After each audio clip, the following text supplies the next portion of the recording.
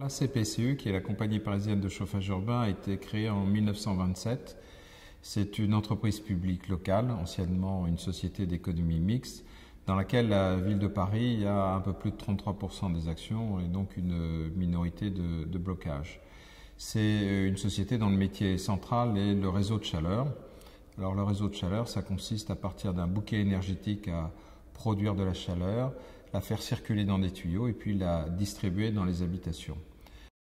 Alors la CPCU est depuis l'origine très engagée dans le plan climat de Paris, puisque le plan climat de Paris prévoit que notre bouquet énergétique passe, il est aujourd'hui à un niveau à peu près de 40% d'énergie renouvelable ou locale à 50% et à terme évidemment 60%. Donc c'est un objectif très ambitieux que nous mobilisons en utilisant bien sûr toutes les énergies locales possibles.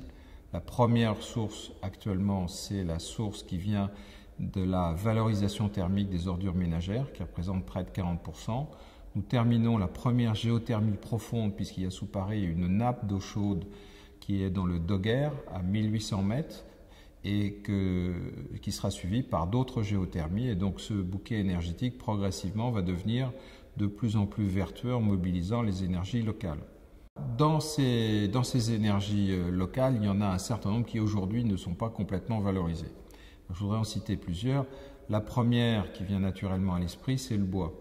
Il y a un gisement de potentiel important de plaquettes forestières, donc de bois d'origine forestière que nous pourrions utiliser. Donc nous avons des projets en ce sens, mais nous voulons aussi valoriser le bois urbain. C'est en fait le bois qui vient soit de l'activité de bâtiments et travaux publics, mais également de meubles, enfin d'un certain nombre de déchets. C'est un bois qui est légèrement souillé et qui a une capacité à être valorisé sous forme de chaleur importante. Mais je pense aussi aux boues de stations d'épuration, qui sont les boues organiques, qui ont également un pouvoir calorifique significatif. Bref, notre ambition aujourd'hui, c'est de valoriser toutes les énergies qui sont produites par la ville, sous quelque forme qu'elle soit.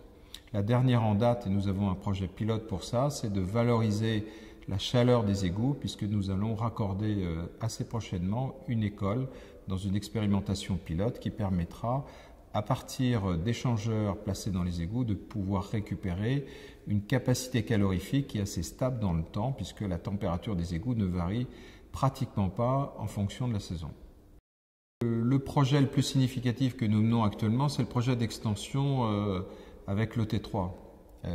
Il a été considéré qu'il était opportun de se coordonner avec l'extension du tramway dans l'Est parisien pour passer un réseau de chaleur qui est en fait une autoroute de la chaleur qui va permettre de desservir tout l'Est parisien et également des extensions dans les communes de la périphérie. C'est un chantier tout à fait intéressant puisqu'il permet une valorisation thermique qui est un peu unique. Nous menons ce projet d'ailleurs sous forme d'innovation technologique puisque la partie qui traditionnellement est perdue dans les réseaux de chaleur, qui sont les purges de chaleur, nous les récupérons pour pouvoir alimenter en basse température un certain nombre de quartiers et d'immeubles. Voilà, donc c'est un chantier qui est à très haute valorisation énergétique et sur le plan technique qui sera une première. Alors quelques chiffres sur la dimension du réseau. Nous avons actuellement 443 km pour être précis de canalisations qui sont sous Paris et dans la première couronne, parce que bien évidemment la chaleur ne s'arrête pas au périphérique et donc il y a une interconnexion qui est d'ailleurs en cours d'extension, de développement entre Paris et un certain nombre de villes de la première couronne. L'infrastructure de chaleur est une infrastructure qui soutient les coopérations qui existent entre Paris et les villes de la première couronne au sein de Paris Métropole.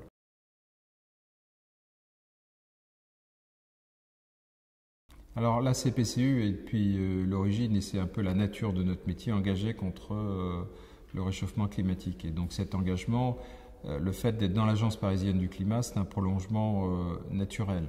Et on a trois grands axes de travail.